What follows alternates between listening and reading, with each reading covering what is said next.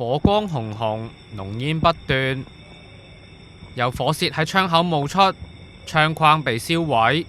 現場係黃大仙橫頭磡村宏耀樓。星期二凌晨大約3點半，上址一個單位懷疑因為抽濕機短路引致火警，大約300人疏散去到地面。有長者逃生之後，需要用到毛氈包裹身體，其後坐上擔架床送院。據了解，單位35歲姓劉嘅男住戶發現屋企抽濕機起火，曾經嘗試自行救火，但係唔成功，令到手腳同埋面部燒傷。男事主傷勢嚴重，喺救護員即場治理之後再緊急送院，包括男事主嘅妻子同埋母親，仲有一名長者等一同送院。火警仍然繼續調查緊，市民喺近日用抽濕機應對潮濕天氣嘅時候，亦都應該提高警覺。